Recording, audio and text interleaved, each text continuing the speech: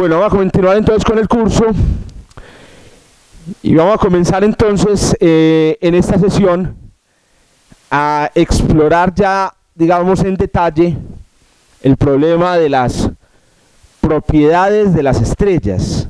Digamos que hasta este punto en el curso hemos adquirido ya todos los fundamentos científicos básicos que necesitábamos. Estamos hablando de astronomía y matemáticas, que necesitamos ya para empezar a abordar, digamos, la descripción de objetos astronómicos específicos, en este caso, las estrellas. Muy bien. Hombre, obviamente nosotros queremos conocer o aprender o describir las estrellas en todo su detalle como entidades físicas. Y para ello lo primero que hay que hacer es tratar de cuantificar o describirlas en todo detalle con base en lo que serían sus propiedades observacionales. Lo vamos a concentrar en estas sesiones en entender cómo son las estrellas. No qué son las estrellas, cómo funcionan, cómo viven, sino que por ahora nos interesa es describir a las estrellas observacional y físicamente. Obviamente las cosas básicas las hemos visto ya en la conferencia inaugural, la vimos en la charla inicial de generalidades. Todos sabemos que el color está relacionado con la temperatura, sabemos que las estrellas tienen temperaturas mayores a unos 3000 grados, sabemos cuál es la composición, el tamaño de las estrellas. Las estrellas son 100 veces más grandes que los planetas, aunque hay estrellas parecidas a los planetas. Es decir, nosotros tenemos una idea elemental de estas cosas, pero en el curso vamos a tratar de profundizar en cada una, especialmente, esto es muy importante, entendiendo cómo cada una de esas propiedades se puede obtener a partir de la observación con un telescopio amateur o profesional. Bueno, y vamos a comenzar entonces con, digamos, la que sería la propiedad más inmediata de todas. Esencialmente, cuando uno observa una estrella, no le está viendo el tamaño, el radio, no le está viendo su distancia, no está viendo su temperatura, que en realidad pues medir el color es distinto. Cuando uno observa una estrella, lo primero que hace es medir su brillo. Medir su brillo. Y entonces vamos a definir rigurosamente qué es el brillo y cómo se mide el brillo en astronomía y en astrofísica. Muy bien. En términos elementales, el brillo se define como la cantidad de luz que nos llega a la Tierra proveniente de la estrella. Vale la pena aclarar que muchos de los brillos que vamos a trabajar hoy son brillos visibles. ¿Qué quiere decir eso? Que una estrella puede tener un brillo en infrarrojo, por ejemplo, o un brillo en rayos X. El Sol tiene un brillo en rayos X. Es decir, de toda la luz que nos llega del Sol puede llegar luz en todas las longitudes de onda, pero aquí a la superficie de la Tierra solamente nos está llegando esencialmente la luz visible. La atmósfera es un filtro que solo deja pasar ciertas longitudes de onda del espectro electromagnético. Entre ellas está la luz visible y las ondas de radio. Es muy especial porque parece una casualidad que nuestra retina vea en la misma longitud de onda que deja pasar la atmósfera. Repito, la atmósfera es un filtro poderoso. Y como ustedes saben, no hay ninguna casualidad en eso. En realidad es un resultado de la evolución. La evolución obviamente seleccionó en el proceso de desarrollo de las especies aquellas que tuvieran sensores a la luz que más llegaba del Sol en la superficie. Si esos sensores hubieran evolucionado para ser sensibles a la luz ultravioleta o a la luz infrarroja, que no alcanza a pasar la atmósfera, entonces al mediodía para nuestros ojos sería extremadamente oscuro. Tal vez nos tropezaríamos caminando por ahí, ¿cierto? Si fuéramos sensibles a otras formas de luz. No podemos ser sensibles, bueno, pero entonces le queda una o dos posibilidades. Entonces, O los sensores son sensibles a la luz visible, que es la que puede atravesar la atmósfera, o son sensibles a las ondas de radio. ¿Cuál es el problema con las ondas de radio? Que para uno tener ojos de radio que formen imágenes, los ojos tienen que tener un poder de resolución alto. Miren que nuestros ojos perciben cosas chiquiticas y forman imágenes. Y como vimos la clase anterior, el poder de resolución de un dispositivo óptico es proporcional a el diámetro, proporcional a la longitud de onda dividido el diámetro del telescopio. Entonces, ¿qué sucede? Para objetos que tienen, para luz que tiene longitud de onda muy larga, como las ondas de radio, un ojo chiquitico produciría un poder de resolución extremadamente pobre. Este poder de resolución es un ángulo. Entonces, por ejemplo, nuestro ojo tiene un diámetro de... ¿Cuánto es que es el diámetro de la pupila? 5 milímetros. Si observáramos radiación de 5 milímetros de longitud de onda, que es microondas, esos microondas, el poder de resolución sería de un radián. ¿Y eso qué significaría? Significaría muy pobre poder de resolución. Sería un poder de resolución horrible. Usted vería una mancha de este tamaño. Entonces, si nuestros ojos fueran sensibles a las ondas de radio, tendrían que tener el tamaño, 50 metros de diámetro. Y obviamente una cabeza donde confieran estos ojos es un poquito difícil. Con todo esto es para justificarles por qué nos concentramos en el visible, porque es lo que logra pasar a través de la atmósfera. Bueno, ¿cómo se cuantifica o cómo se mide la cantidad de luz que llega? La cantidad de luz que llega a la superficie de la Tierra se mide en vatios, siendo los vatios, si ustedes recuerdan, la cantidad de energía que llega por segundo. La cantidad de energía, a su vez, se mide en julios en física. ¿Saben ustedes cuántos son un julio? ¿Cuántos julios se necesita, por ejemplo, para levantar una pesa? ¿O cuántos julios produce una chimenea? Los julios son una unidad que lamentablemente no utilizamos en la vida cotidiana. Nosotros utilizamos otra unidad en la vida cotidiana, que son las calorías, ¿cierto? Una caloría es aproximadamente igual a 4 julios. Una caloría es aproximadamente igual a 4 julios. Unas galletas Festival, si mal no recuerdo, cuando uno come unas galletas Festival, en la bolsita de la galleta, me corrigen si alguien aparece que hay el contenido de energético de la galleta es de 200. ¿Cómo así? Ustedes no son de los que se entretienen viendo las etiquetas de la comida en el supermercado. Como yo soy el motor del carrito del supermercado de mi casa, entonces yo voy leyendo las etiquetas y creo recordar este dato. Si hay alguien aquí que crea que el dato es distinto, no. Creo que una bandeja paisa tiene un contenido como de 3000. Ahora, hay una cosa muy curiosa y es que el contenido energético de la comida no está en calorías, es un engaño, sino que está en kilocalorías.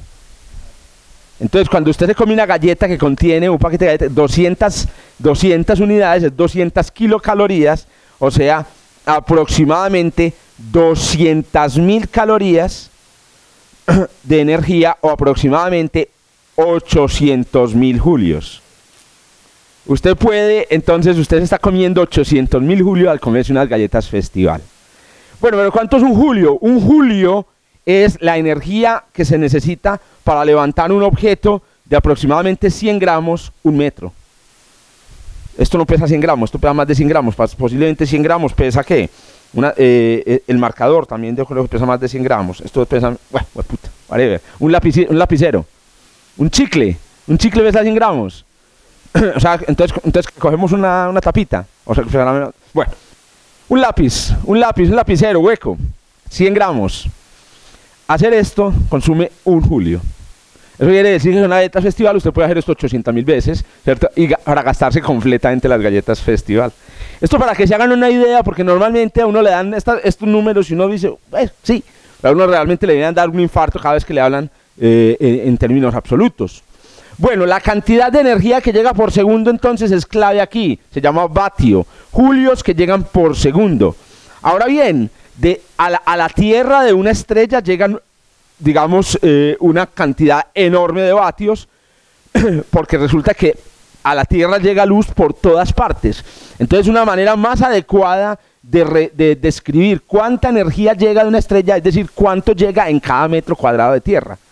De esa manera se construyen estas unidades, que son las unidades del brillo, vatios por metros cuadrados. ¿Cuánta energía se recibe entonces cada segundo de una estrella en cada metro cuadrado? ¿Listo? ¿Cuánto es un metro cuadrado? Un metro por un metro, ¿cierto? 100%. 100% son 4 baldosas por 4 baldosas, pero no baldosas de traqueto, cuidado. No son esas baldosas gigantescas de mármol, no, baldositas de Fowry, ¿cierto? 4 baldosas por 4 baldosas son un metro cuadrado. Hasta donde yo tengo entendido, la piel humana, la piel que cubre mi cuerpo son aproximadamente 2 metros cuadrados. Hasta donde tengo entendido, me corregirán los que sepan aquí de anatomía y hayan despellejado algún cadáver. Bueno, muy bien, sigamos entonces. Valores típicos en astronomía del brillo. El más importante, el del Sol. El brillo del Sol es de 422 vatios por metro cuadrado. Es decir, al mediodía, si el Sol está muy cerca al cenit, no siempre está cerca al cenit, en la superficie de la Tierra, en dirección perpendicular, se reciben aproximadamente 400 julios cada segundo en un metro cuadrado. 400 julios equivalen aproximadamente a unas 100 calorías. 100 calorías en un metro cuadrado cada segundo. Con eso usted puede calcular exactamente cuánto se va a demorar, por ejemplo, en calentarse agua puesta al sol directamente. Pero miren el brillo, por ejemplo, de la luna llena. El brillo de la luna llena es apenas 1 milésimo de vatio por cada metro cuadrado. 1 milésimo de vatio por metro cuadrado. ¿Cierto? Hay una diferencia enorme, en un factor de 400.000 entre la cantidad de energía que se recibe del Sol y la que se recibe de la Luna. Miren ahora qué pasa cuando saltamos al orden de las estrellas. De Vega llegan aproximadamente, ¿cómo se lee este número? Léame este número. Léame este número para una emisora o para una conferencia. Usted no puede decir 8.6 por día a la menos 9 vatios por metro cuadrado, porque la gente va a decir, ¿qué es eso, man? ¿Cierto? Porque multiplicó por 10. Entonces, ¿cómo lee esto? 8.6 nanowatts, eso. 8.6 mil millonésimas de vatio por metro cuadrado. Redondeo servilletero, esto es 9 mil millonésimas. 9 mil millonésimas, perdón. Es diferente. 9 mil millonésimas. Incluso más redondeado a orden de magnitud, esto es aproximadamente una 100 millonésima de vatio por metro cuadrado. Sería interesante preguntarse, hagan esa pregunta y pongan ahí, voy a calcular ahorita que vayan un metro para la casa, ¿cuántas horas de luz de Vega se necesita para recoger una caloría?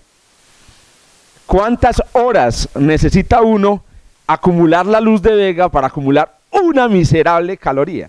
Hagan la cuenta y me cuentan. Ok, pero miren esto, de Neptuno se recibe 1000 veces menos.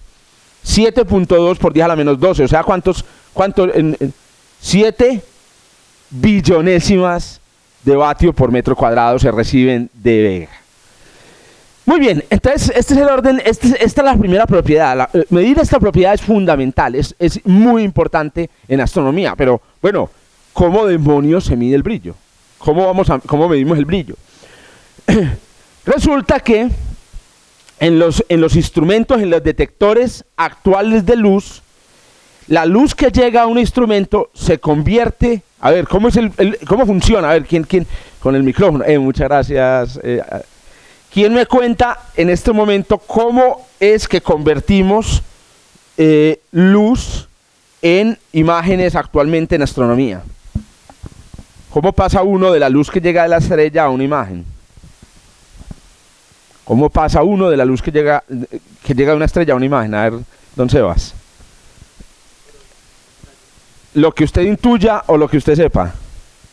A ver, un sensor convierte, o sea, reacciona químicamente y le convierte en una corriente eléctrica y la corriente eléctrica convierte en una imagen. Eso, interesante, esa es la idea.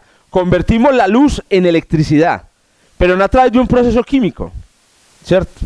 A través de un proceso químico eran en las películas fotográficas antiguas. Esto es un proceso físico. ¿Cómo es ese proceso físico? ¿Qué intuís vos sobre cómo es ese proceso físico? Llega la luz sobre la cámara y ¿qué pasa? un fotón le pega a una partícula que la absorbe y se transmite a un sensor. Correcto. Las partículas de luz, no lo hemos discutido todavía en detalle, de pronto lo hacemos en algún momento, nota que la luz no llega como un flujo continuo de energía, sino que llega en la forma de un flujo de partículas, como una lluvia de partículas de luz que se conocen como fotones. Cada que un fotón golpea el sensor de la cámara electrónica, hace saltar un electrón. Y ese electrón, un solo electrón, no hace una corriente eléctrica. Pero si llegan miles y miles de fotones y saltan miles y miles de electrones, un sensor electrónico, un circuito, ya puede empezar a sentir la corriente eléctrica. Entonces resulta que para hoy en día hablar de cantidad de luz, en realidad uno habla de cantidad de fotones. Es muy importante que uno siempre esté convirtiendo la cantidad de energía en fotones. Pero ¿cómo se convierte de energía, vatios, por ejemplo, a fotones? Para convertir energía a fotones, se debe tener en cuenta que un fotón de luz visible tiene una energía que es aproximadamente un tercio de trillonésima de Julio. Los fotones son realmente partículas extremadamente, digamos, poco energéticas. Un fotón tiene aproximadamente un tercio de trillonésima de Julio. Si uno tiene en cuenta cuánta energía hay en un fotón y uno sabe cuánta energía llega de una fuente, entonces puede saber cuántos fotones están llegando de una fuente. Hagamos un ejemplo para que vean cómo se ilustra, cómo se ve esto. Entonces, por ejemplo, ¿cuántos fotones nos llegan de Neptuno? ¿Cuántos fotones llegan de Neptuno? Entonces, a ver, de Neptuno nos está llegando 7.2 por 10 a la menos 12 vatios por metro cuadrado. O sea, de Neptuno nos llegan 7 por 10 a la menos 12 julios por segundo por metro cuadrado. Pero cada fotón que llega de Neptuno tiene 3 por 10 a la menos 19 julios. Entonces basta que yo divida cuántos julios llegan de Neptuno, divido cuántos julios tiene un solo fotón, para que yo sepa cuántos fotones llegan por segundo por metro cuadrado. Claro, entonces como 7 por 10 a la menos 12, yo hice redondeo servilletero, era 3.3, lo hice redondeo 3, 7 dividido 3 da 2, a redondeo servilletero, 10 a la menos 12 dividido 10 a la menos 19, da 10 a la 7, porque es menos 12 menos 19, 7. Entonces, a ver, ¿cómo se lee este número? Si a usted le preguntan cuántas partículas de luz están llegando, ¿cuánto es este número? 20 millones de fotones llegan de Neptuno cada segundo en cada metro cuadrado. A pesar de que la intensidad de la luz, el brillo, nos parece muy chiquitica, 7 billonésimas, en términos de fotones es mucho, aparentemente mucho. 20 millones de fotones llegan, el equivalente a la población de un país, qué sé yo, ¿cuál será la población de Alemania? Pues 20 megafotones, muchas gracias, profesor. Entonces, el equivalente a la población de un país o de una ciudad gigantesca como México, llegan en un metro cuadrado en fotones provenientes de Neptuno. Ahora bien, hay un cálculo más interesante todavía y es, obviamente, pues pocos aquí creo, y en Colombia tienen un detector que tenga una boca de 1 metro cuadrado. El metro cuadrado es una boca de un telescopio de 1 metro. Entonces en realidad usted no alcanza a recoger todos los fotones que llegan en cada metro cuadrado. ¿Por qué? Porque su telescopio es mucho más chiquito. Imagínense, por ejemplo, un telescopio de 10 centímetros de abertura, que es un telescopio típico. ¿Cuántos fotones entran por la boca del telescopio de 10 centímetros? ¿Qué tenemos que hacer? Si sabemos cuántos llegan en cada metro cuadrado, lo que tenemos que calcular es cuántos metros cuadrados hay en la boca de un telescopio de estas. Entonces, otra vez, ¿cuál es el área de un telescopio? Es 3 veces el radio del telescopio elevado al cuadrado. Aquí me equivoqué y puse, fue el diámetro. Ahí tengo un errorcito y me disculpan. El diámetro. En realidad, si ustedes recuerdan, el área del telescopio es lo mismo que el diámetro elevado al cuadrado. El diámetro elevado al cuadrado. Pero el diámetro elevado al cuadrado es el diámetro en metros en este caso. O sea que nos va a dar en realidad del orden de 10 a la menos 2 metros cuadrados. O sea, 1/100ª de metro cuadrado. Un telescopio como el que traje ese día aquí tiene apenas 1/100ª de metro cuadrado de abertura. Entonces, si llegan 2 por 10 a la 7 fotones por metro cuadrado y solamente tengo 1/100ª de metro cuadrado, entonces el número de fotones que llegarán será, repito, hay una cosa aquí, es que calculé el área mal. El área es 3 por el radio al cuadrado. Pero 10 a nosotros nos dan es el diámetro. Con la fórmula con el diámetro es el diámetro al cuadrado. Este 3 es pi, para los más curiosos, y el radio es diámetro dividido 2, que al cuadrado da 4, y yo estoy haciendo redondeos con servilletero. O sea que aquí el área es 0.1 metros, que es el área de este coso al cuadrado, que es 10 a la menos 2 metros cuadrados. Entonces el número de fotones que nos llegan será 2 por 10 a la 7 fotones que llegan por segundo por metro cuadrado, multiplicado por 10 a la menos 2 metros cuadrados, y eso nos va a dar entonces 2 por 10 a la 5 fotones que llegan por segundo, que se lee como 200.000 fotones. 200.000 fotones. O sea que cuando usted coge el telescopio y los pone un segundo a la luz de Neptuno, usted logra teóricamente recoger 200.000 fotones. Ahora, si será verdad que uno logra recoger todos los fotones que llegan de Neptuno. Se quedan por ahí algunos. ¿Dónde se quedarán algunos fotones? Ya estamos hablando no de vatios, no de julios, sino que estamos hablando de partículas individuales. ¿Dónde se quedarán estas partículas? Muchas de estas partículas se quedan en la araña, que sostiene el espejo secundario. Se reflejan en el espejo, pero el espejo no refleja todo. Algunos fotones, como espermatozoides, quedan atrapados en el espejo. Vienen al espejo secundario, no todo el espejo secundario refleja, ahí se quedan otros. ¿Cuál es la reflectividad típica de un espejo? Bueno, 93%, o sea, un espejo no logra reflejar el 100% de los fotones. Multiplique esto por el 93% como mínimo. En un espejo, en el primario y después en el secundario, si es un telescopio foco newtoniano o foco Cassegrain. Después tiene que pasar por las lentes del ocular. Y supongamos que no tiene ocular, o sea que usted tiene una cámara foco primario. Tiene que llegar al detector. Pero el detector no es 100% eficiente. Por cada fotón que llega, cada fotón realmente no produce un electrón, sino que digamos que de cada 10 fotones que llegan, apenas se producen 6 electrones. Entonces usted empieza a disminuir de 200.000, hasta que puede llegar a 50.000 o 40.000 fotones recogidos en un segundo. Ese número es muy importante porque ese número usted le va a preguntar al fabricante de las SD, vea, si yo recibo 40.000 fotones en todas las SD, ¿eso va a funcionar o no? Tengan en cuenta que estos 40.000 fotones están regados, pueden estar regados en varios píxeles. Entonces usted tiene que contar cuánto le va a llegar a cada píxel y preguntarle al fabricante, ¿estos números de fotones es suficiente o no es suficiente? ¿Qué pasa? Típicamente no es suficiente porque hay una cosa que pasa en todos los dispositivos electrónicos y es que el calor, el mero calor de la CCD produce electrones sola. Entonces una CCD puede tener cada píxel un montón de electrones que no son producidos por la luz. Imagínense, por ejemplo, que cada píxel produzca 1000 electrones solamente por el calor. ¿Qué pasa? Si de una fuente de luz usted solamente logra acumular 1000 fotones que llegan a ese píxel, entonces el número de fotones que llegan de la fuente y el número de fotones que hay de ruido son más o menos el mismo, y usted va a ver una cosa ahí borrosa, no se va a ver absolutamente nada. Estas cuentas, esto solo es, no quiero profundizar, no quiero decir que todo lo que estoy diciendo se entienda, sino solo para decir cómo a la hora de la verdad se convierte esto en un problema práctico. Entonces una manera de medir, ya para cerrar esta explicación, de medir estos números que acabo de mostrar, cuántos vatios por metro cuadrado se reciben, es contando electrones en una CCD. Usted llega y toma una foto de una fuente, mira cuántos electrones se produjeron y ahora se devuelve.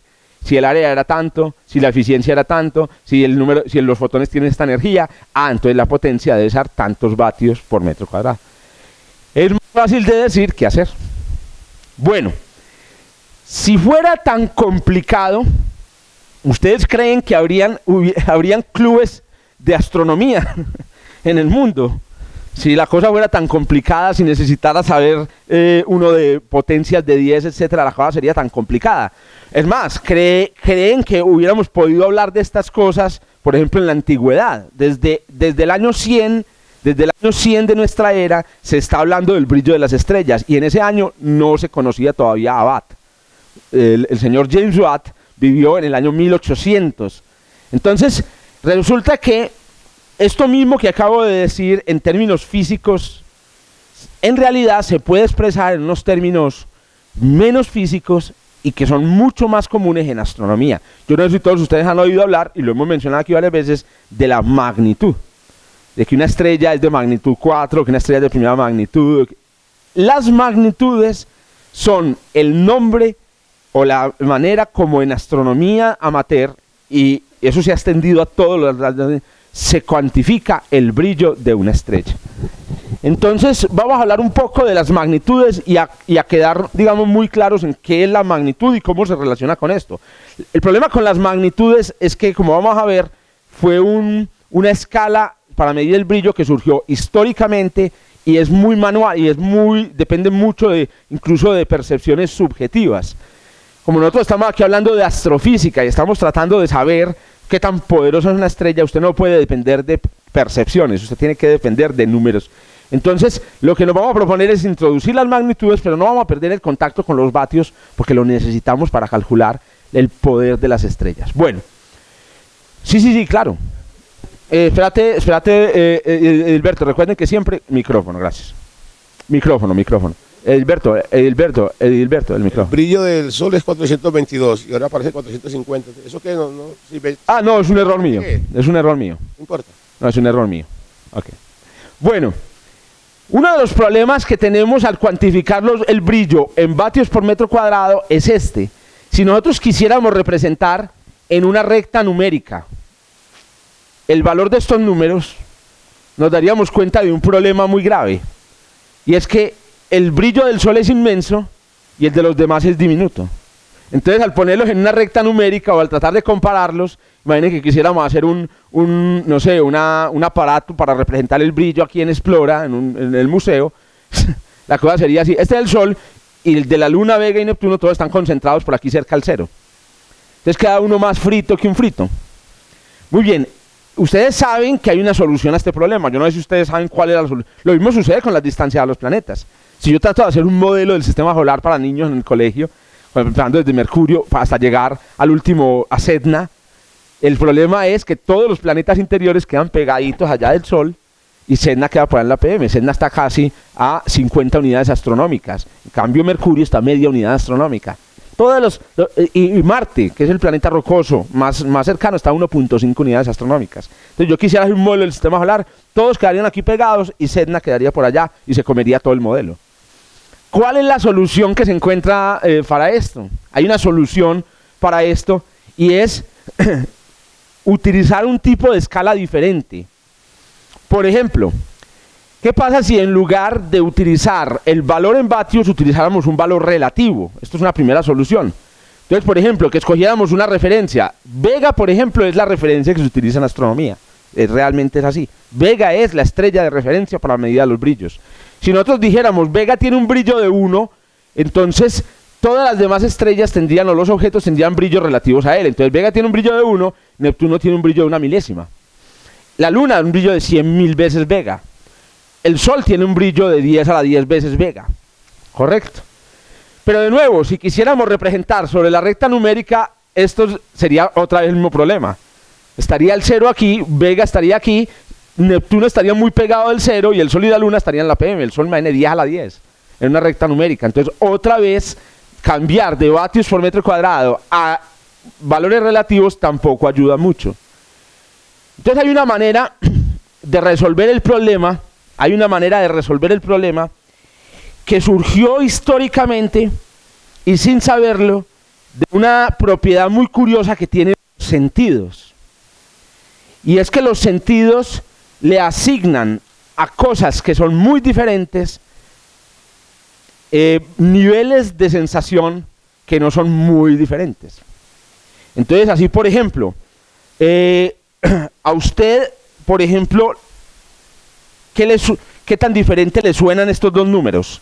50 y 100.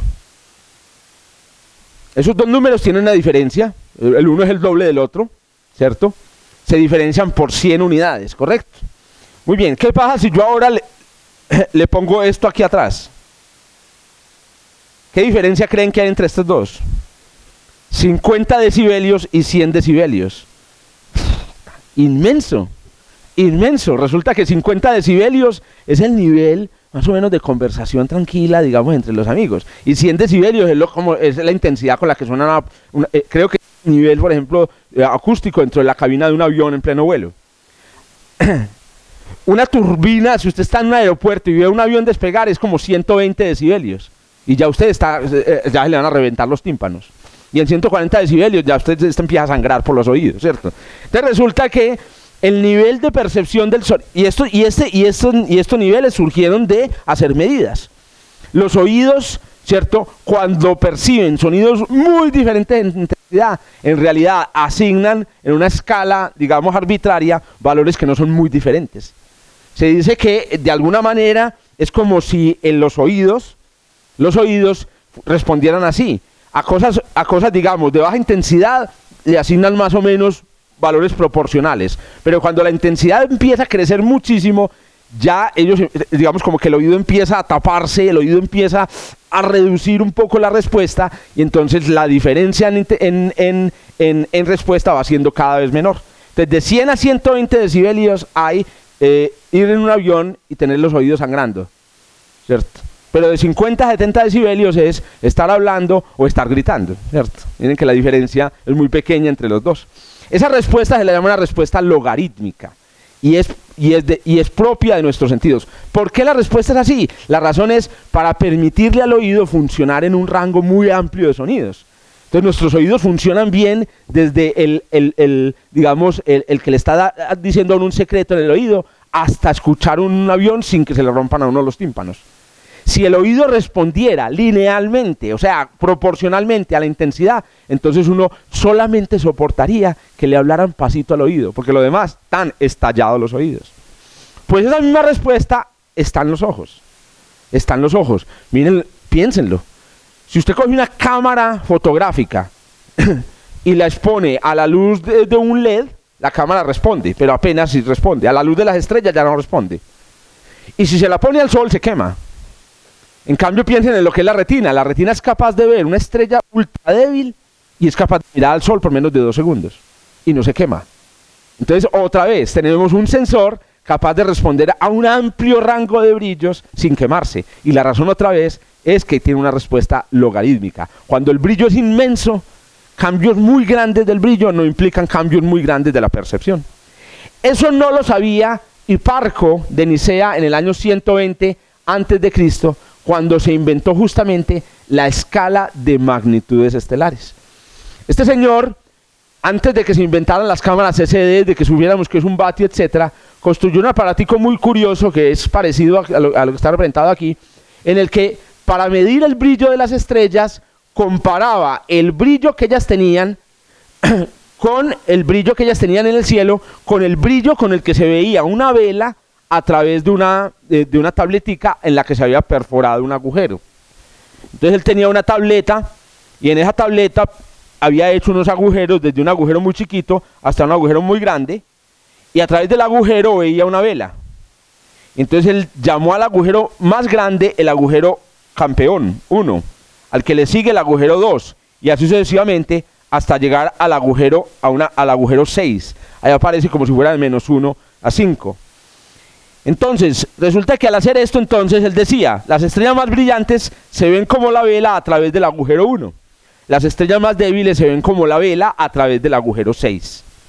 Sin saberlo, en realidad, él no se dio cuenta que la respuesta de su ojo era una respuesta logarítmica y que la diferencia, digamos, de brillo, o que la estrella, cuando miraba la vela a través de este agujero, en realidad estaba viendo una estrella 100 veces más brillante que la estrella de magnitud 6. Él solamente le asignaba números 1, 2, 3, 4, pero en realidad el salto desde 6 hasta 1, hoy lo medimos y es casi en un factor de 100. Un factor de 100. Bueno, con eso entonces Hiparco introduce una manera de numerar el brillo en una escala logarítmica. Ahora, nos hizo un gravísimo daño, y hoy el enredo más grande va a ser ese daño que nos hizo Hiparco y que lamentablemente los astrónomos no han querido corregir por razones históricas. Perdón, no te había visto.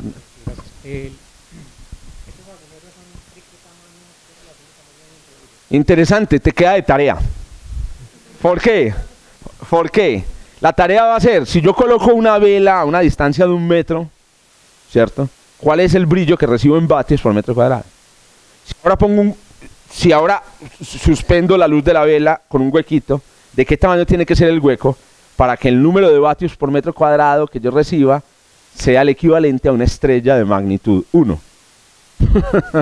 Pero es una tarea, pero como yo sé que vos sos un gran ingeniero, seguramente la vas a hacer. Y nos vas a decir cómo construir la tableta de bronce de Hiparco. ¿Cuál fue el daño que nos hizo Hiparco? Que numeró el brillo como una carrera atlética. Los brillos más altos les puso 1, el primero en llegar, y los brillos más pequeños les puso 6. Pero todos sabemos que en física es al revés. A los números grandes les ponemos números, a las cosas grandes les ponemos números grandes, a las cosas pequeñas les ponemos cosas pequeñas. Entonces, claro, él utilizó la escala de las Olimpiadas, ¿cierto? Pero en una época en la que naturalmente la física no estaba. Entonces, ¿qué sucede? Lamentablemente en astronomía, en la escala de Hiparco, una magnitud pequeña es un objeto brillante. Entonces a usted le dicen un objeto de magnitud 1 y un objeto de magnitud 6, y usted debe saber que el de magnitud 1 es más brillante que el de magnitud 6. Eso es un enredo ni el hijo pucha. Enredando astrónomos durante 2000 años se llama la escala de Hiparco. Obviamente con el tiempo la escala de Hiparco evolucionó, solamente iba hasta 6 porque 6 es la magnitud límite al ojo desnudo en una noche oscura. Pero ¿qué pasa? Que es que con telescopios, con Galileo pudo ver cosas mucho menos brillantes. Entonces, históricamente se extendió, por ejemplo, la magnitud de Hiparco a valores más altos. Por ejemplo, Plutón tiene magnitud 15, ¿cierto? O sea, no se puede ver a simple vista porque 15 es más alto que 6 y por lo tanto es menos brillante, ¿cierto? Y hay cosas más brillantes que las estrellas. Hiparco solamente estaba tratando de hacer una lista de las estrellas, un catálogo de estrellas. Por ejemplo, Venus es más brillante que una estrella. La Luna es más brillante que una estrella. Entonces, claro, hay objetos más brillantes que uno. Entonces, ¿qué hay que hacer? Utilizar el 0, utilizar el -1, utilizar incluso los números negativos. Por ejemplo, la luna llena tiene magnitud, en esta misma escala, -13. O sea, haría un huecote así, en la tableta de bronce. El uso de las escalas de magnitudes es supremamente importante en astronomía, pero para la astrofísica lo más importante en realidad es saber a cuántos vatios por metro cuadrado corresponden cada una de estas cosas. ¿Por qué? Porque es que, claro, entre los astrónomos nos hablamos. No, es que mira que el cometa está en este momento en magnitud 5. Uy, ¿cómo así? Ya es visible a simple vista. Sí, pero acordate que es un objeto difuso. Ah, ya. Entonces uno habla y se entiende. Pero entre astrofísicos que están tratando de calcular el diámetro de la coma, cuánta agua se está produciendo, a ellos no les sirve que a usted le diga magnitud 5, sino que ellos inmediatamente tienen que empezar a convertir eso en números físicos que le van a permitir saber algo sobre el objeto. Entonces, ¿cómo se pasa de la una a la otra? ¡Wow! Ese es el chicharrón que vamos a tratar de resolver. Bueno, pero vamos platicando, pues están muy quietos, ahí están. Ya se me está durmiendo incluso Marjo. Ya ves. Doctor, ordene de mayor a menor brillo las siguientes estrellas. 1 minuto.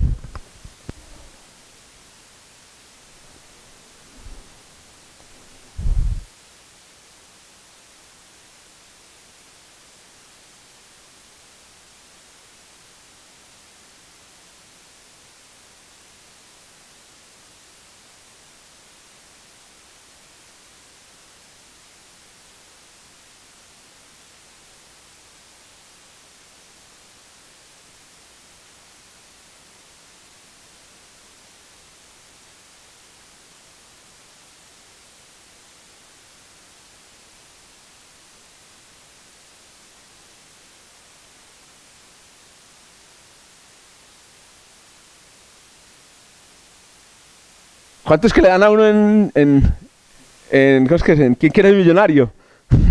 10 segundos. El que más rápido lo hizo fue... Bueno, yo nunca he visto pues que pongan a ordenar en magnitudes pues en quién quiere ser millonario, y deberían. Ustedes saben que uno de los que se ganó el premio mayor en quién quiere ser millonario era un astrónomo aficionado, bogotano. Se ganó 200 millones. ¿Cuánto? ¿Cuál es el premio mayor? 600, ya están 600. 300, se ganó 300 millones. ¿Y saben por qué lo ganó? Las últimas preguntas, las de más valor, eran preguntas de matemáticas y de ciencias. Claro, todo el hijo del diablo mundo en Colombia está corchado, pero él era un astrónomo aficionado. La supo de una, hermano. Eran fáciles inclusive. Para quien está metido en ciencia, las preguntas que le hicieron, la pregunta de 300 millones era papiada, ¿cierto? Pero bueno. Muy bien, a ver, ¿quién la hizo de primero? Entonces, ¿cuál es la estrella de orden de mayor a menor brillo? ¿Cuál es la estrella con mayor brillo? Canopus es la estrella de mayor brillo. Le sigue Vega, le sigue Acamar, le sigue Maya y termina en Acubens. Correcto. Quien se equivocó, aprendió. Ahí aprendió alguna cosa. Queda el trauma. No tache, no borre. Sí, déjelo así. Fue Norman Pogson, un astrónomo en 1856, en realidad, el que descubrió que la escala de Hipparco era una escala logarítmica parecida a la escala de los decibelios. Entonces pónganse en esto en la cabeza. La escala de Hipparco son los decibelios de la luz. Las magnitudes son los decibelios de la luz. Con el problema de que son al revés, ¿cierto? Es como si usted dijera, ay, me voy a ensordecer, hay 0 decibelios. Jodas, no es al revés, hombre, se van a ensordecer porque hay 120 decibelios. Bueno, otro datico que me leí en estos días en un articulito. ¿De dónde viene el ruido principalmente de un avión cuando está en pleno vuelo? Altura de crucero un avión. ¿Qué es lo que produce? Ustedes han estado en aviones, es insoportable. Bueno, insoportable no, después uno se acostumbra, ¿cierto? ¿Cuál es el origen del ruido dentro de la cabina de un avión en pleno vuelo? ¿Qué? Exacto. ¿Qué es lo que uno cree? Los motores, apaguen los motores, no joda. No, resulta que la velocidad, es el aire golpeando contra el fuselaje lo que hace que suene tan duro. Entonces, aún si los motores se apagan, qué pena, usted va a seguir sintiendo el mismo ruido. Yo me asusto cuando esa conada se pone silenciosa. ¿Y qué pasó? Se apagan los motores. No, el avión deja de sonar tan duro cuando disminuye la velocidad, ¿cierto? Bueno, estamos hablando de que los dos factores contribuyen. Si usted está cerca al motor, obviamente usted va a escuchar también el motor. ¿Cómo dices? Exacto. Bueno, Pogson en 1856 descubrió que la escala de Hipparco era una escala de decibelios, pero la pregunta es, ¿cómo se relaciona? Entonces miren lo que descubrió Pogson. Pero, como es una escala logarítmica, la mejor manera de representar el brillo es utilizar no la recta numérica normal, sino utilizar una recta especial en donde en lugar de poner los números igualmente espaciados por su valor, se ponen los números en potencias de 10 igualmente espaciadas pero por su exponente. A esto se le llama una escala logarítmica. Entonces miren, en vez de poner 10 a la menos 4, 10 a la menos 3, 10 a la menos 3 es un milésimo, que está a una distancia enorme de un centésimo, y mucho mayor que un décimo, pero en potencias de 10, como este es menos 3, este es menos 2, este es menos 1, están igualmente espaciados. Si usted utiliza en vez de la recta numérica normal, una recta numérica con potencias de 10, miren cómo queda de bonita la cosa. Miren dónde queda la Luna, la Vega queda aquí en la mitad, Neptuno queda aquí en la mitad y el Sol se nos perdió, queda por aquí en 10 a la 10. Entonces está la primera recomendación. Ahora, normalmente lo que se hace es que en esa recta no se colocan los valores 10 a la, sino que se coloca solo el exponente. Y ahí surge la primera pista. Claro, los números de las magnitudes no son el valor del brillo, sino el valor, tienen que ver con el valor del exponente. Miren que los exponentes son chiquitos, menos 4, menos 3, 2, 3, 4. Yo les diría que si los astrónomos fuéramos una sociedad suficientemente inteligente, hace mucho hubiéramos cambiado la escala de Hipparco por estos números. De tal manera que uno le dijeran, vea, el brillo de este objeto es menos 5. Y uno inmediatamente pensara, o sea que es 10 a la menos 5 veces menos brillante que Vega. Y todos quedaríamos más contentos y uno podría enseñar, y esto lo enseñaría uno en un minuto. Y eso, ¡ay! ¡Qué felicidad! Pero no es así. Resulta que el señor Hipparco le dio por invertir la cosa. Resulta que la escala no va a ser con los exponentes, sino con los... que eso nos hizo nuestro controlador de tráfico. A ver, de tráfico radial. ¿Dónde está Juan? ¿Se fue Juan? Aquí está Juan, no está Juan. Qué pena, hermano, quitarle ahí. Si quiere viene con los audífonos y con todo. Pero no, acabo aquí que yo creo que esta cosa se le acaba la batería, hermano. Espero, ¿sabe qué? Vamos a hacer un experimento aquí. Vamos a hacer un experimento de física avanzada. Hagamos un experimento aquí de física avanzada, se lo llama reemplazar las baterías. Y vamos a ver si con estas baterías de IQ funciona la cosa. Ay María, China. Ya les de China. Vamos a mirar.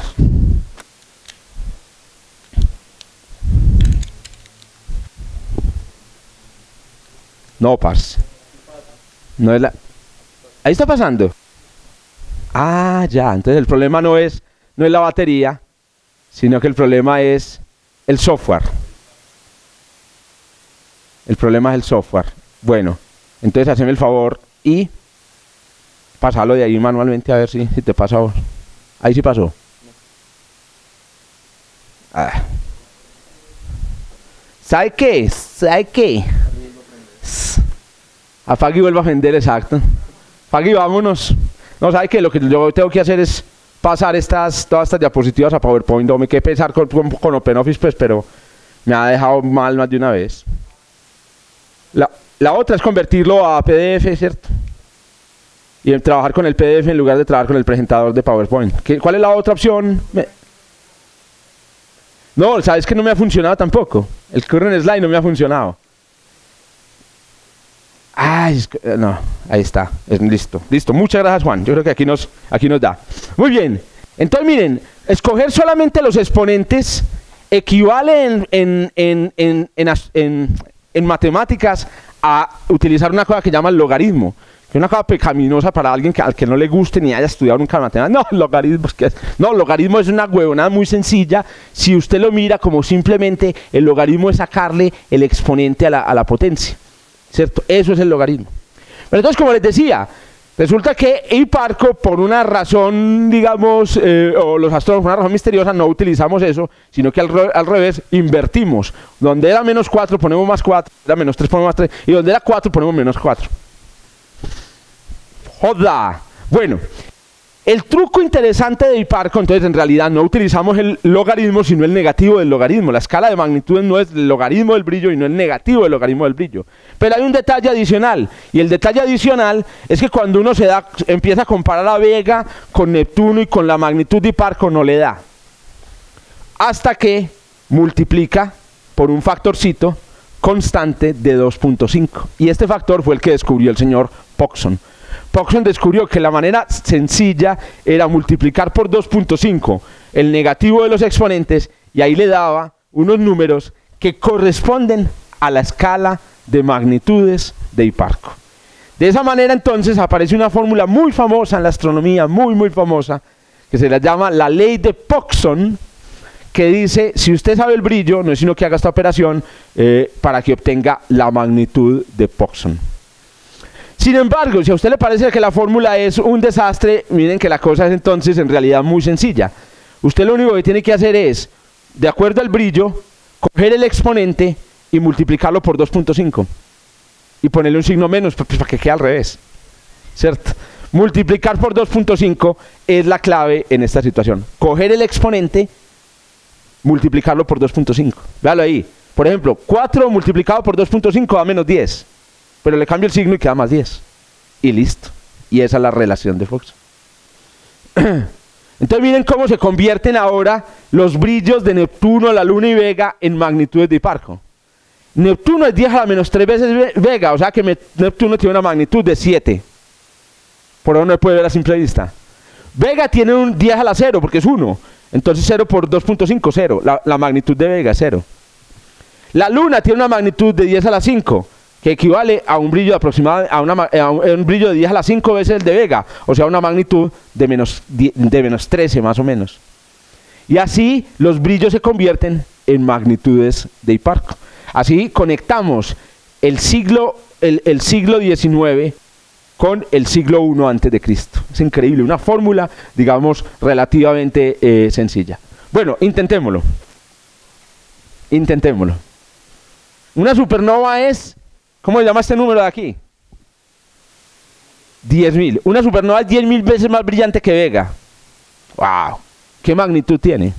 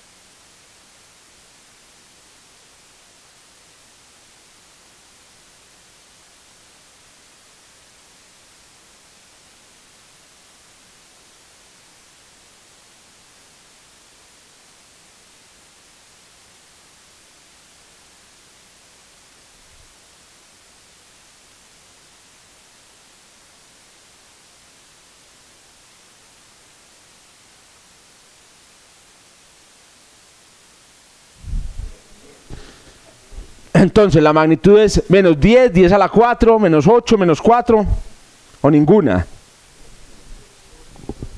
Ninguna.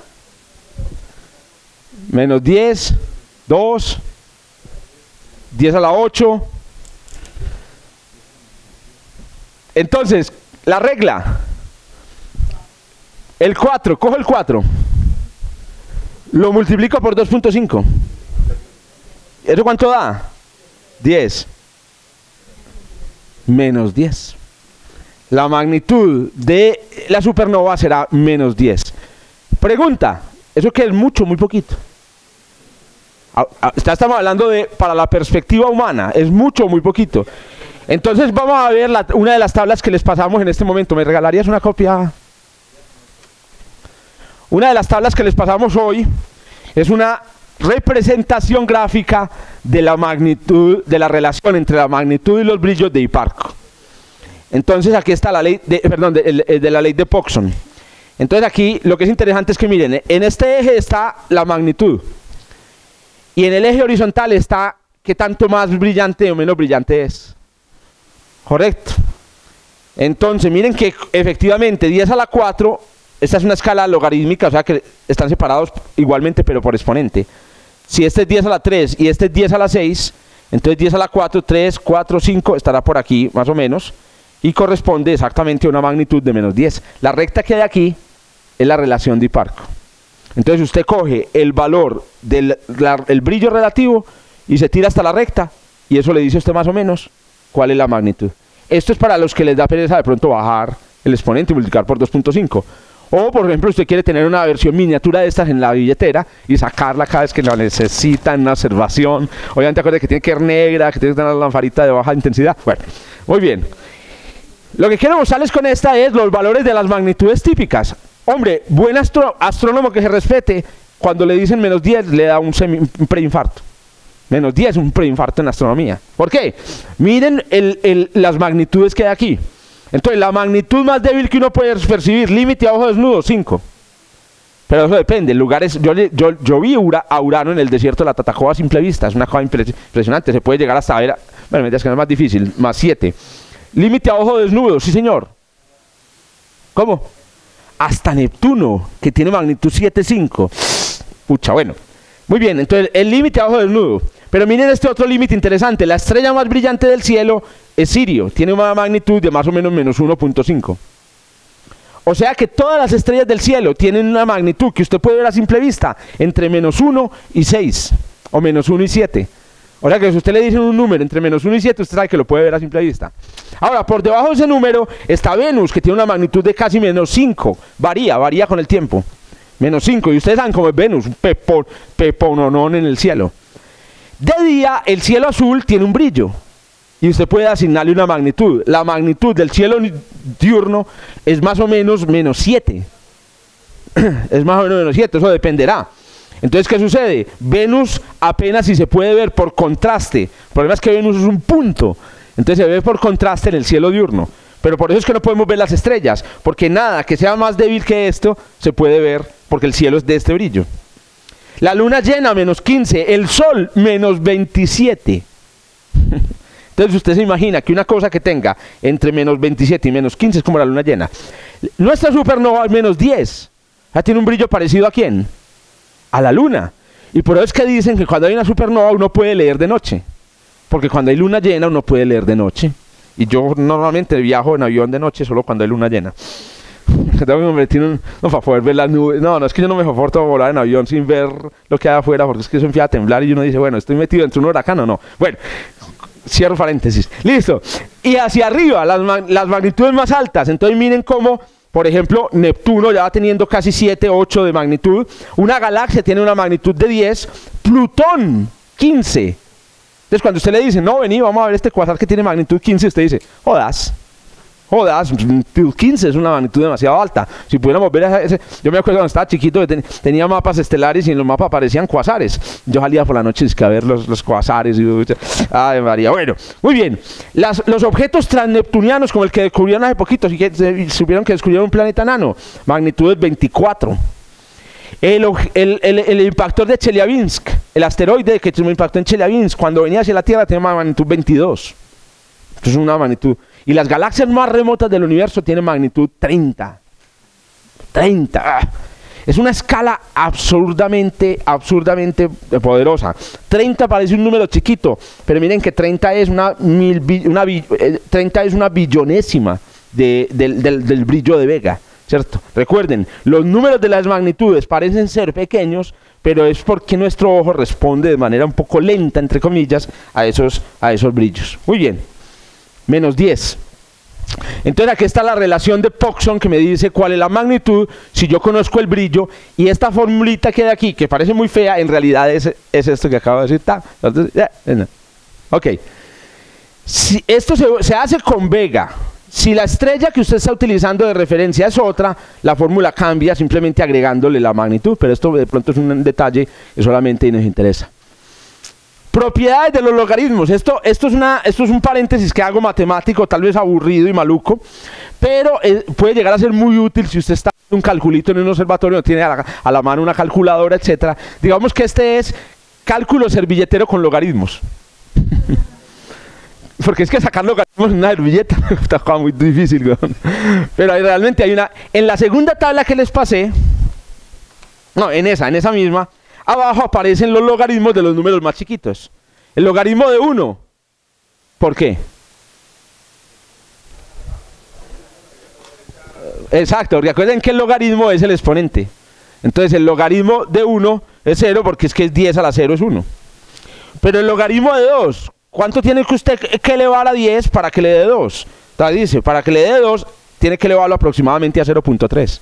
El logaritmo de 3 es 0.5, el de 4 0.6, el de 5 0.7. Miren una regularidad. El logaritmo es como el número más 0.2, algo así, ¿cierto? El logaritmo de 6 es 0.8, ¿cierto? Y así. Tengan el logaritmo de 10, ¿cuál es 1? Basta que usted tenga estos 10 logaritmos y usted calcula cualquier logaritmo. ¿Pero cómo? Aprovechándose de estas propiedades. La primera propiedad, si usted multiplica dos potencias de 10, usted sabe que tiene que sumar los exponentes. O sea que el logaritmo de dos potencias, del producto de dos potencias, suma de los logaritmos. Claro, porque miren, logaritmo de 10 a la 2 por 10 a la 3, 10 a la 5. Y el logaritmo de 10 a la 5 es 5. Que es lo mismo que el logaritmo de 10 a la 2, que es 2, más el logaritmo de 10 a la 3, que es 3. O sea, el logaritmo de multiplicar dos cosas es la suma de los logaritmos individuales. ¿Ok? Bueno. Entonces miren el truco. Entonces, ¿cuál es el logaritmo de 20? Ya 20 yo no, 10 a la cuánto. No, pero es que el logaritmo 20 es 2 por 10. Entonces el logaritmo de 2 más el logaritmo de 10, pero el logaritmo de 2 es 0.3 y el de 10 es 1, entonces el logaritmo de 20 es 1.3. Usted llega a la casa con estabilidad, Fafito, le dan el doble de almuerzo, hoy le dan doble chicharrón, Fafá, hoy le dan doble chicharrón en la casa, mi hijo. Yo calculo logaritmo, ¿se han oído hablar del colombiano que es la calculadora humana? Bueno, el tipo hace trampa, está claro que hace trampa, está claro. ¿Por qué? Porque es que el tipo calcula más rápido que la electrónica, eso no puede ser.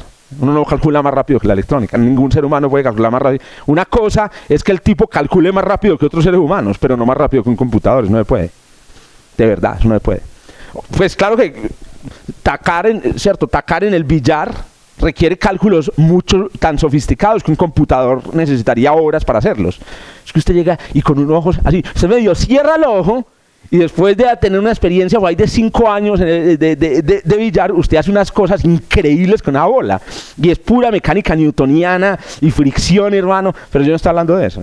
Eso se llama entrenamiento, los músculos, etc. Además, su cerebro es un computador cuántico.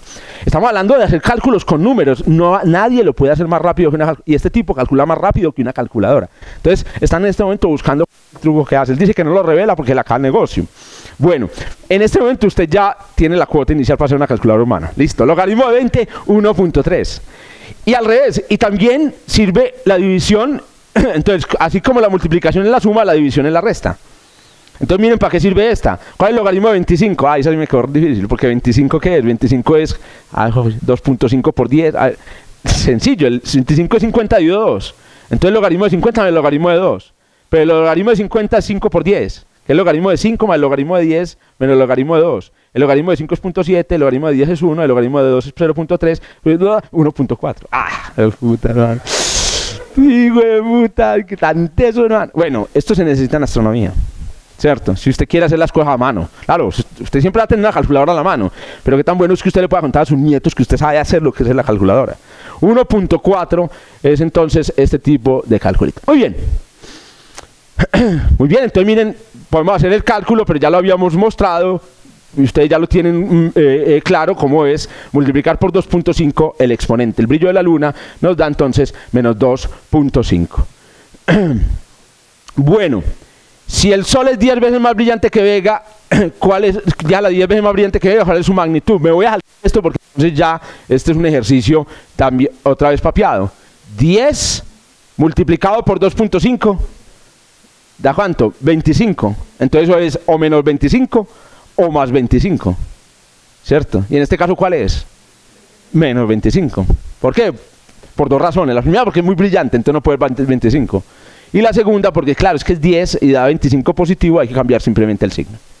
Hilberto, por favor. Sí.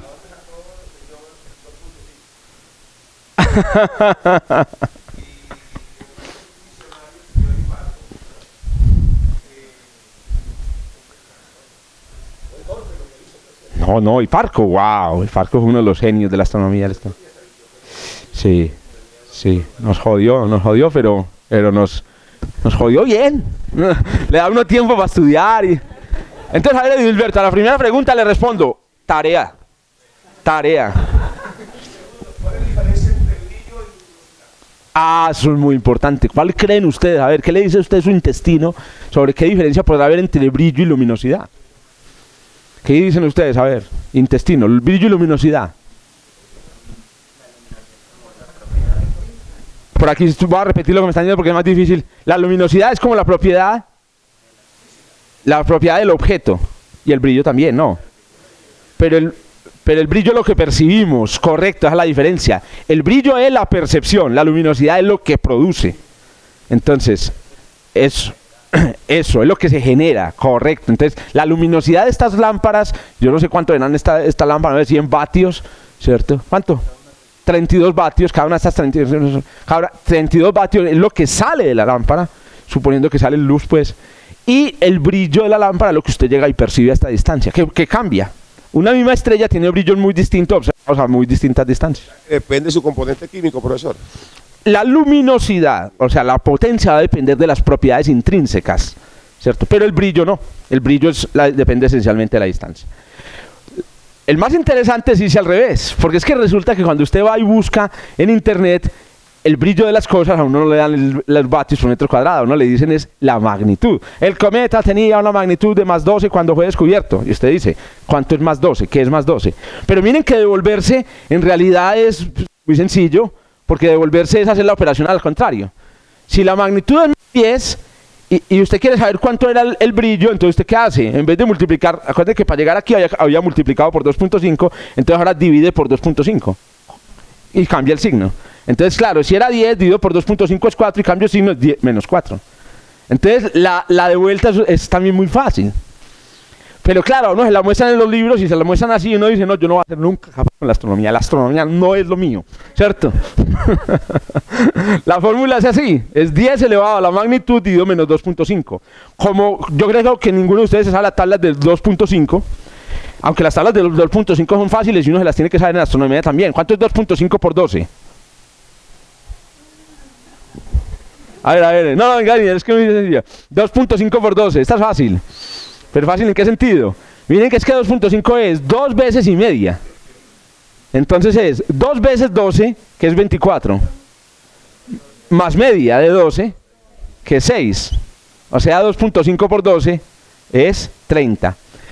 No, hoy chicharrón y tajada doble en el almuerzo, hermano. Ya sabe las tablas del 2.5. Señores, señoras y señores.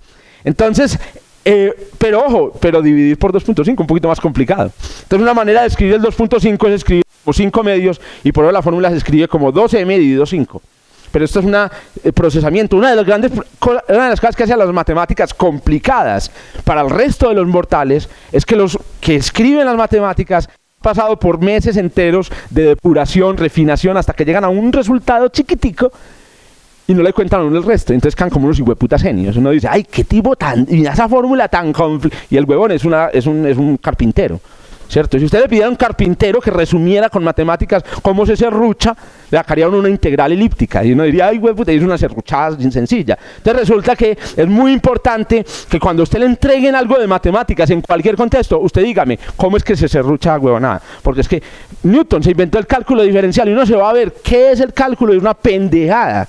Una pendejada. ¿Cuál es la pendejada? Ah, puta, que el huevón dijo, yo quiero calcular la fuerza producida por la Tierra. Ay, huevón, pero no puedo porque es que resulta que la fórmula de que la fuerza va como el producto de las masas dividido la distancia al cuadrado, solo funciona si la distancia es más grande que el tamaño de los objetos. Marica, ¿qué hago? Porque resulta que aquí estoy en una distancia, estoy pegado, me estoy lambiendo la Tierra, entonces ¿yo cómo hago esto? Y mire lo que dijo Newton, ¿por qué no hacemos una cosa? Apartamos a la Tierra en piedritas, y lo que hacemos es que cogemos y calculamos la distancia a cada piedrita y sumamos. Pero ¿cuántas piedras tiene la Tierra? Hay muchas. Es más, ¿no? Uno podría no coger piedritas, sino granos de arena. Y entonces la suma va a ser infinita. Y entonces hay que hacer una suma infinita. Y lo que se inventó Newton fue cómo hacer sumas infinitas de cosas muy chiquitas. Ellos le llaman el cálculo diferencial. Y entonces el cálculo diferencial integral. Y entonces, claro, llegan a uno en la universidad y lo quebrado con el cálculo diferencial. Pero si le explicaran esto, uno hasta podría hacer integrales con ábaco. Es que las integrales pueden hacer con ábaco si uno parte las cositas, ¿cierto? Pero bueno, muy bien. Entonces, ojo con eso. No pierdan nunca el contacto con el carpintero interior que llevan. Bien. Y así, por ejemplo, miren, si queremos calcular cuál es el brillo de Venus que tiene magnitud en un determinado -4, entonces usted ya sabe cuál es. ¿Cuál el brillo de Venus que tiene magnitud -4 qué es? Habría que dividir -4 por 2.5, cambiarle de signo y elevar a la 10. O también es lo mismo que hacerlo así. -4 por 2/5, 2 por 4, 8, 8 dividido 5, redondeo servilletero es 2. Y entonces resulta que el brillo de Venus es 100. ¿100 veces qué? ¿Esto es 100 veces quién?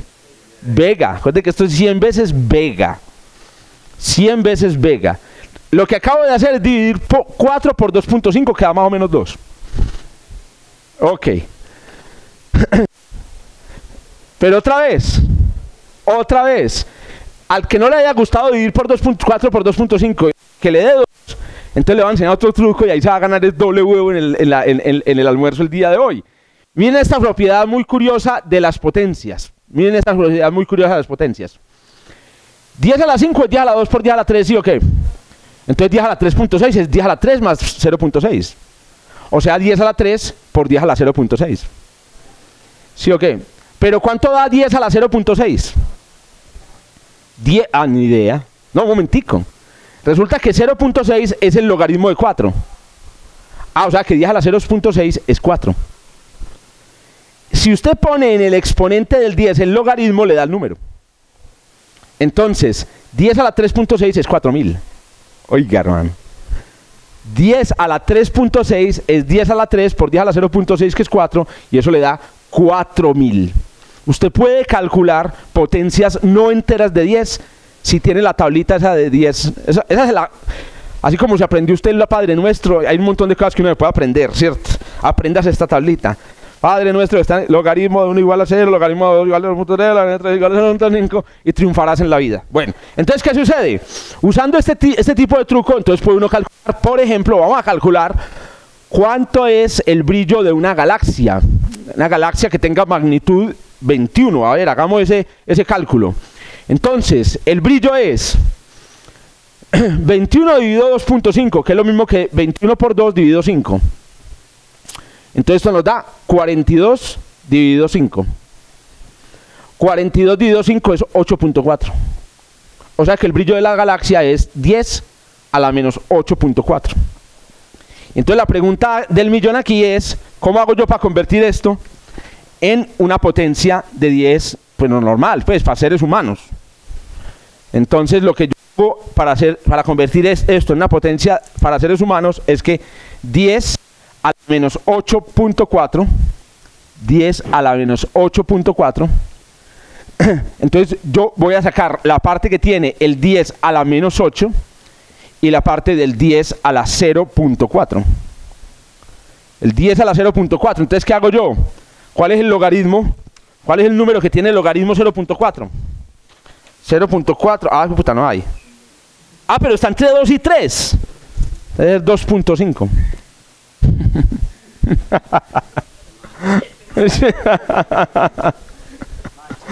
Entonces el brillo de la galaxia es 2.5 por 10 a la menos 8. Hay una alternativa casera muy buena, es que hay las calculadoras en el centro las venden a 8.000 pesos, en el Éxito las venden a 8.000 pesos en góndola, y bueno, usted también puede hacer esto con una calculadora, pero es que estamos hablando de una situación de emergencia. Usted está en una cafetería con un amigo hablando con una servilleta, haciendo cálculos del telescopio que va a construir, y usted tiene que calcular esto a la carrera, ¿cierto? Bueno, la galaxia entonces tiene un brillo de 2.5 por 10 a la menos 8 veces el de Vega.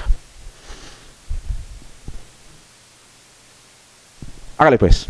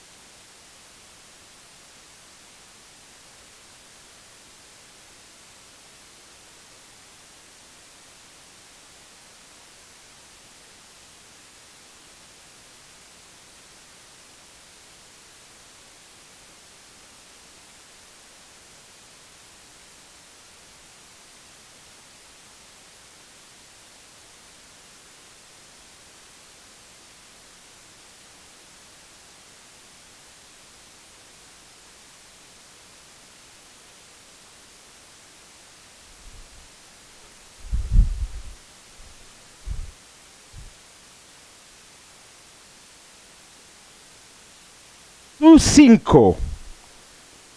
Magnitud 5 más 5. Magnitud más 5. Entonces nosotros sabemos que si yo divido por 2.5 me da 2.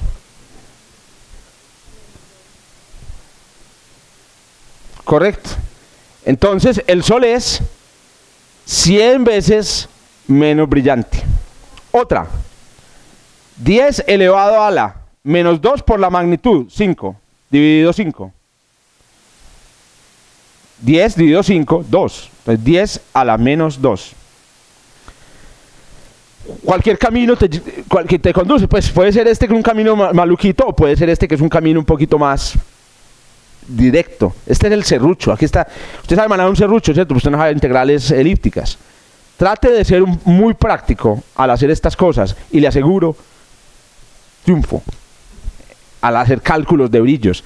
Miren qué tan sencillo saca uno entonces el brillo de una cosa con la magnitud solamente, solo con la magnitud. Ahora, tendría usted que conocer los vatios por metro cuadrado de Vega para ya sacar los vatios por metro cuadrado, lo que quiera. Ahora, un último truco, ya para que vayamos redondeando, un último truco que también puede funcionar, y es el siguiente. De pronto de aquí va a salir la explicación que estaba buscando mi amigo Edilberto. 10 elevado a la 2 sobre 5 por la magnitud es lo mismo que 10 elevado a la 2 sobre 5 elevado a la magnitud. Esto que hay aquí es la raíz quinta de 100, que es 2.5 elevado a la magnitud. Yo sé que sacar raíz quinta. 2.5 elevado a la magnitud. O sea que esto es igual a 2.5 por 2.5 por 2.5 m veces. O sea que otra manera de sacar cuántas veces más brillante o menos brillante es un objeto es multiplicar 2.5 por sí mismo el número de magnitudes de diferencia. Pero la tabla de 2.5 es difícil de sacar. Entonces un truco que uno utiliza es que el 2.5 es 5 medios. 5 medios por 5 medios por 5 medios n veces. Entonces ahí lo que hay que saber es las tablas del 5. 5 por 5, 25, por 5, 125, por 5, 625, por 5... Cosas que todos sabemos en la vida cotidiana. Entonces, por ejemplo, el brillo de Marte es 3 y el de Júpiter es menos 3. Entonces, ¿qué hay? Una diferencia de 4. Esto lo bueno de esto es que le permite a uno saber la diferencia entre ellos. Como hay una diferencia de 4 entre ellos, hay una diferencia de 4 entre ellos, entonces Júpiter es 5 medios por 5 medios por 5 medios por 5 medios más brillante que Marte. Esto es 5 por 5 por 5, 625, 2 por 2 por 2 por 2 es 16, 600 dividido 16, 600 dividido 20, que es 30. Júpiter es 30 veces más brillante que Marte. Y es otra regla que también se puede utilizar uno para saber diferencias de magnitudes que, digamos, que significan. Miren un caso muy particular de esta regla, muy particular y muy importante, Edilberto. ¿Qué pasa si la magnitud de dos objetos se diferencia en 5 unidades? ¿Qué diferencia de brillo hay? 2.5 por 2.5 por 2.5 por 5 veces. Pero como 2.5 es la raíz quinta de 100, él aquí, 2 por 5 por 2, 10 dividido 5, eso da 100. Entonces, atención con esta regla, que es una regla ya de cocina. Si dos objetos tienen una diferencia de 5 magnitudes, sus brillos difieren en 100. Como la magnitud que uno puede percibir a simple vista es como de 5, entonces eso quiere decir que uno puede llegar a percibir objetos hasta 100 veces más débiles que Vega. Eso es lo mínimo que uno puede percibir, 100 veces más débiles que Vega. Si el Sol tiene magnitud menos 25, entonces a ver, por cada 5 son 100. Las primeros 5, 100. Estoy comparando con Biella. 5, 100. Y son 5 veces, o sea, 100.000. El Sol es 100.000 veces más brillante que Vega. Y entonces empiezan a aparecer una álgebra que ya empieza uno a manejar, y al momento en el que usted ya es una persona a la que uno le habla de magnitudes, inmediatamente está dando cuenta del logaritmo en la... No, nada de raquera, no. Raquera, y en ese momento ya usted se ganó el certificado del curso. Voy a dejarles un taller de problemitas para trabajar estas cosas, al punto de que la clase entrante ustedes tengan un entrenamiento básico sobre esto. Bueno, quería contarles, resumen entonces de lo que vimos hoy sobre el brillo y la magnitud. El brillo se calcula relativo a Vega, la magnitud relativa a Vega es 0. Esta es la ley de Poisson que me pasa de brillos a magnitudes, y esta es la ley que me pasa al revés de magnitudes a brillos, que también se puede utilizar con esta otra regla. Quiero terminar con un detalle observacional. Esta lo voy a dejar de 3. Detalle observacional es este: magnitud y observación. Tomemos la tabla, por favor, que tienen ustedes en la segunda tabla. Entonces miren, que llaman propiedades observacionales de las estrellas más brillantes. Recuerden, por favor, traer todos los documentos que les estamos entregando en todas las clases, porque en una clase dada, por ejemplo, vamos a necesitar el diámetro de uno de los telescopios gigantes que les mostramos la vez pasada. Siempre anden con su carpetica o con cualquier cosa en la que puedan. También las tareas, consérvenlas en la carpetica, porque puede servir para un datico. Entonces miren que aquí nos aparecen las estrellas más brillantes, las 20 estrellas más brillantes, empezando desde Sirio, y las magnitudes de esas estrellas, que es la tercera columna. Aparece como MB. ¿Qué creen que significa la V? Visible, porque solamente estamos considerando el visible. Muy bien. Bueno, entonces a uno le aparecen estas magnitudes y uno todo contento. Yo voy a observar, felicidad, Sirio, con magnitud menos 1.4, y saca el telescopio y ve una porquería de estrella que a duras penas sería de primera magnitud. Pero es que la está viendo apenas saliendo por detrás de un árbol. Entonces hay que tener en cuenta una cosa: usted no observa en el vacío. Esa magnitud que hay ahí es la magnitud de Sirio en el vacío. O sea, no es la magnitud de Sirio que vamos a ver esta noche en la salida de observación. Entonces miren qué es lo que sucede. La atmósfera de la Tierra absorbe.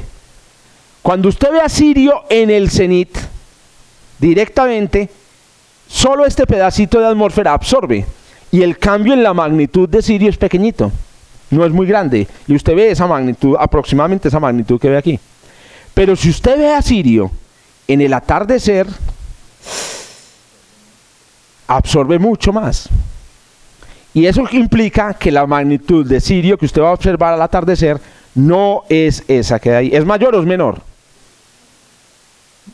Mayor, sí, no. Es mayor. Si Sirio aquí se ve con magnitud de menos 1,4, aquí se puede ver, por ejemplo, con magnitud de 1. Hay un cambio en la magnitud. Ahora, ¿cuánto es ese cambio? Eso es interesante. El sol, por ejemplo, menos 27 al mediodía, 2 segundos, usted ya se le quemó la retina. Pero usted, al atardecer en la costa, usted que está viendo al sol con la novia, 5 segundos, ya se quemó la retina. Pero bueno, no, el sol al atardecer en la costa, ya usted lo puede sostener la mirada como si fuera la luna llena. Casi, o sea, uno lo ve, le ve los detalles, ve las manchas. Saben que Galileo abusó de eso. Él veía el sol y entonces dijo, como se ve tan brillante, tan débil, le va a poner el telescopio. ¡Tran! Pasó su vejez con cataratas, claro, le dio unas cataratas miedosas, ciego en su casa, por haber observado, pero bueno, avanzó la ciencia, ¿qué importa? ¿Cierto? Bueno, no jodas. Al atardecer el sol baja a menos 19. Al atardecer el sol puede perder hasta 6 magnitudes. Una cosa así, pero al atardecer, estamos hablando de un atardecer así, en el que ya casi que el sol está... Bueno, ¿de qué depende cuánto cambia la magnitud? La magnitud, el cambio en la magnitud de una estrella, dependiendo de la altura, depende de cuánta es la cantidad de aire más que recorre. A esa cantidad de aire se la llama en astronomía observacional la masa de aire, se la denota con una X enorme. La masa de aire. Entonces, se dice que al mediodía la masa de aire es 1. Y en el atardecer la masa de aire es mucha. Miren cómo se calcula, para el que quiera alguna vez tener en cuenta esto, la masa de aire. La fórmula es sencilla.